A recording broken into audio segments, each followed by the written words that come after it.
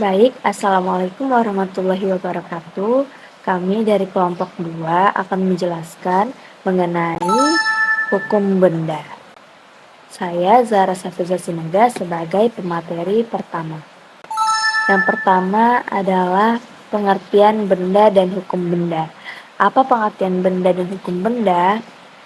Pengertian benda adalah segala sesuatu yang dapat dihaki oleh orang, yang berarti benda sebagai objek dalam hukum.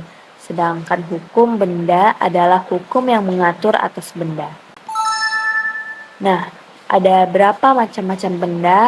Undang-undang membagi benda dalam beberapa macam, yaitu A. Benda yang dapat diganti, contoh uang, dan yang tak dapat diganti, contoh seekor kuda.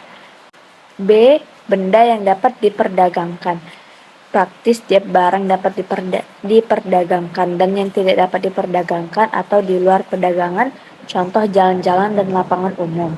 C. Yang ketiga, benda yang dapat dibagi, contohnya beras, dan yang tidak dapat dibagi, contohnya seekor kuda.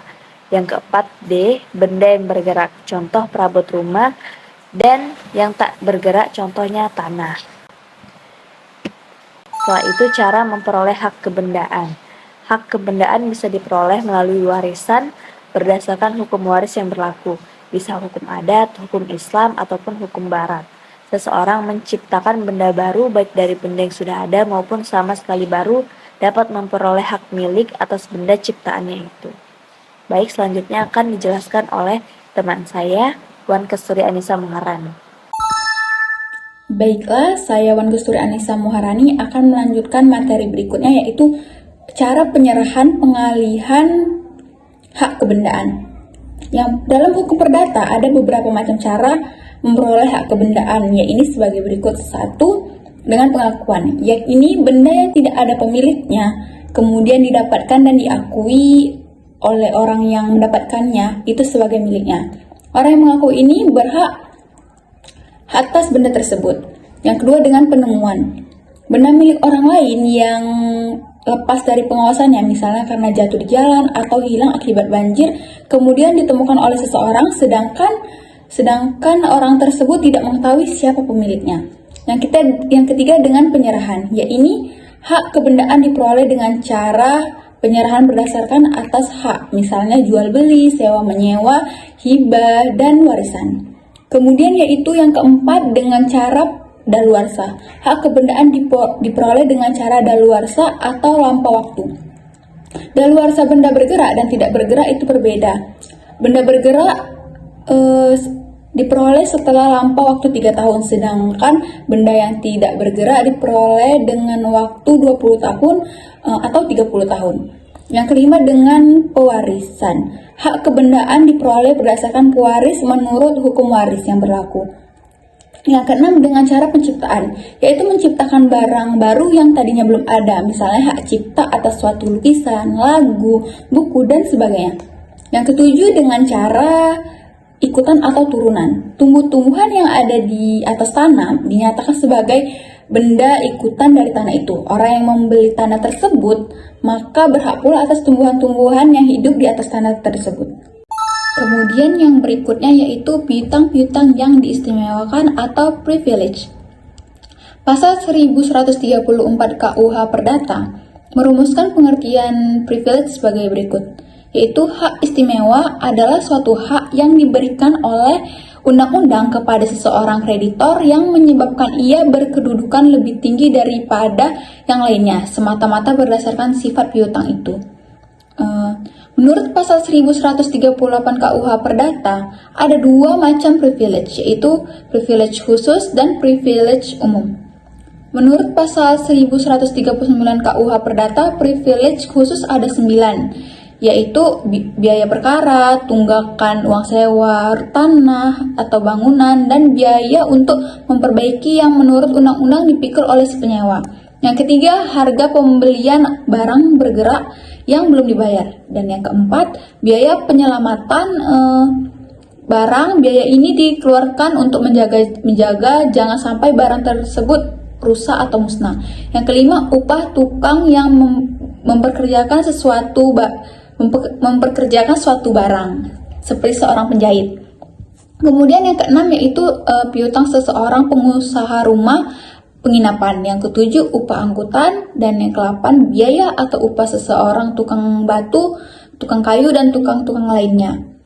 Yang ke-9 yaitu piutang negara terhadap pegawai-pegawai yang merugikan pemerintah karena kelalaian, kesalahan, atau penyelenggaraan atau pelanggaran dalam melaksanakan jabatannya. Menurut pasal 1149 KUH Perdata, ada 7 macam privilege yang umum, yaitu 1 biaya perkara, kedua biaya penguburan, yang ketiga biaya pengobatan, yang keempat tagihan buruh atas upahnya untuk 1 tahun untuk 1 tahun kerja yang sedang berjalan, yang kelima yaitu uang pembelian barang-barang makanan untuk hidup sehari-hari yang diperlukan si penghutang dan keluarganya. Yang ke-6 tagihan sekolah asrama untuk 1 tahun terakhir, dan yang ke-7 yaitu piutang seseorang yang belum dewasa atau seseorang yang masih di bawah pengampuan terhadap seorang wali. Baiklah, yang terakhir yaitu hak reklame atau hak reklaim. Hak reklame ialah hak yang diberikan kepada penjual untuk menuntut pengembalian barang jualan yang masih ada di tangan pembeli. Hak ini diberikan kepada pihak penjual yang mengadakan perjanjian jual beli mengenai barang bergerak dan penjual sudah menyerahkan benda itu kepada pembeli, tetapi pembeli belum atau baru sebagian membayar harga benda itu. Pengaturan mengenai hak reklam ada dalam 1. Pasal 1145, Pasal 1146, dan Pasal 1146A KUH Perdata mengenai hak reklame di luar kepailitan. Dan yang kedua, Pasal 230 sampai dengan Pasal 239 KUH Dagang terkait hak reklame dalam kepailitan. Syarat-syarat hak reklame di luar kepailitan diantaranya yaitu penjual terkait benda bergerak harus bersifat tunai. Kedua, benda yang sudah diserahkan maka harus masih berada di tangan pembeli dan masih harus dalam keadaan yang sama pada saat pembelian semula. Hal ini sesuai dengan pasal 231 KUH Dagang, pasal 1145 ayat 2 KUH Perdata. Dan yang ketiga, tenggang dari pelaksanaan hak. Tenggang dari pelaksanaan hak reklame adalah 30 hari setelah penyerahan tercantum dalam pasal 1145 KUH Perdata. Dan kemudian syarat-syarat hak reklame dalam kepailitan diantaranya 1. Pembeli tersebut lalai dalam membayar, dan harga benda yang sudah dibeli lalu jatuh dalam keadaan pailit. Kedua, tidak perlu menghiraukan mengenai benda bersangkutan tersebut dijual dengan tunai ataupun cicilan, asal benda yang sudah diserahkan kepada pembeli yang jatuh pailit itu, walaupun benda masih dalam perjalanan baik di darat maupun di laut. Yang ketiga, tenggang pelaksanaan hak reklame 60 hari terhitung mulai dari penyimpangan benda itu terhadap si pailit atau pihak ketiga bagi si pailit. Yang keempat yaitu benda yang sudah dibeli tinggal sebagian saja di tempat si pailit, maka pengembalian seimbang dengan benda yang direklamir. Yang kelima yaitu penjual yang mereklamir benda telah dijual dibebani dengan semua biaya telah dikeluarkan si pailit bagi pemeliharaan benda yang direklamir itu. Baik, telah selesai presentasi dari kami. Kami ucapkan Assalamualaikum warahmatullahi wabarakatuh.